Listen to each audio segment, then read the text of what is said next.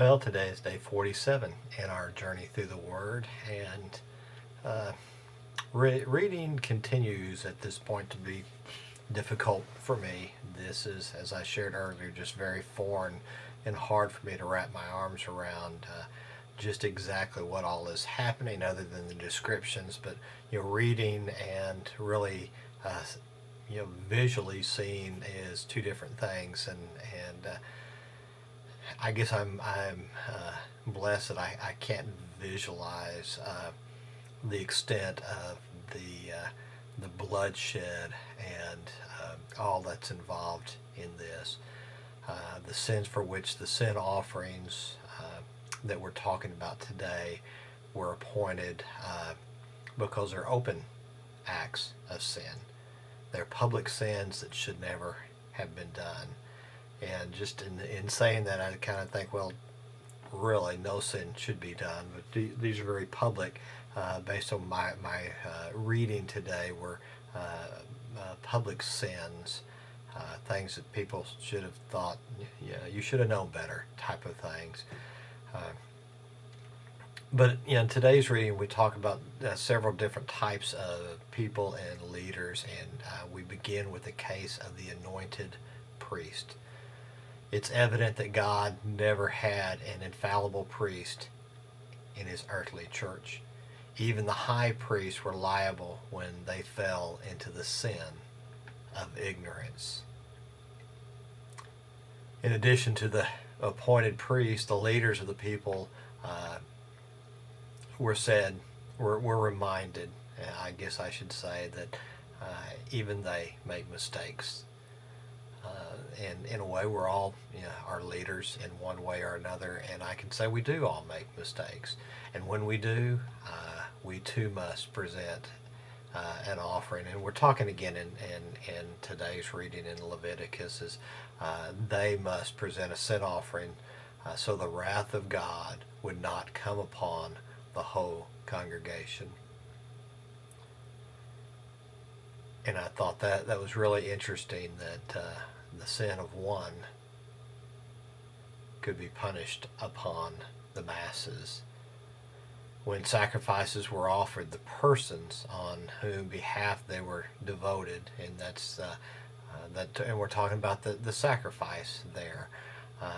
They were to lay their hands on the heads of their victims, and I thought that was very interesting. It was to lay their hands on the heads of their victims and to confess their sins.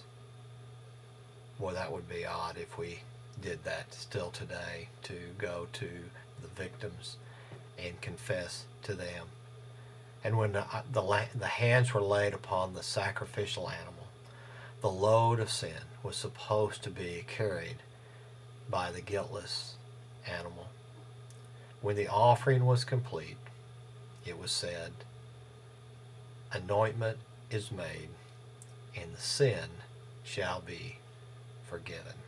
And we saw that reference several times in today's reading about the atonement being made and the sins being forgiven. Did you notice how the majority of the beast, or the majority of the animal that was slain for the sacrifice, was carried outside the camp? They were carried out there, and there they were burned to ashes.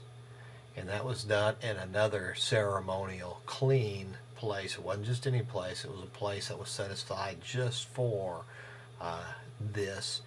And what was burned on the altars was that of the fat of the animal. And there's some other descriptions in there, but as we learned yesterday and today, is the fat is what God required.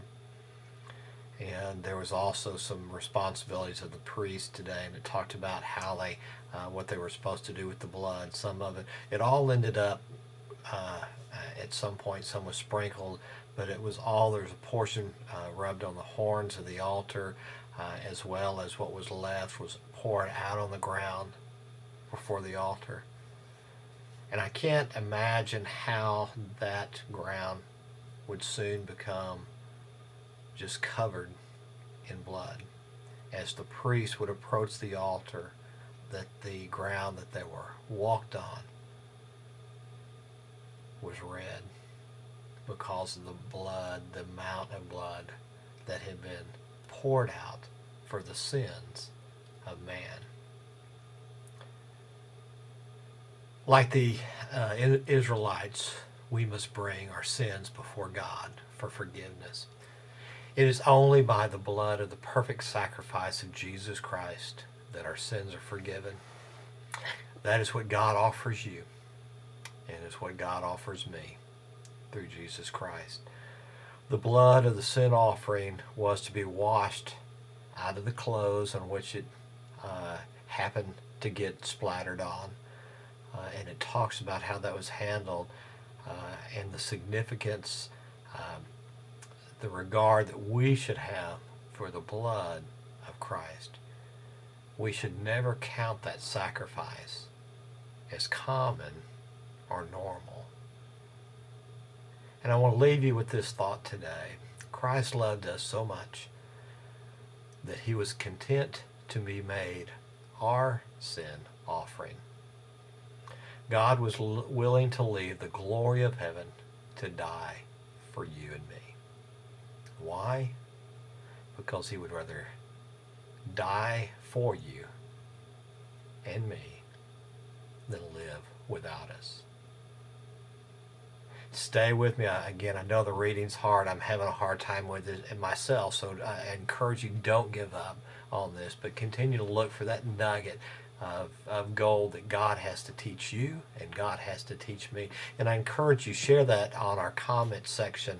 I count that as an encouragement to me to see how God is speaking to others through this journey. And I will see you tomorrow as we journey through the Word.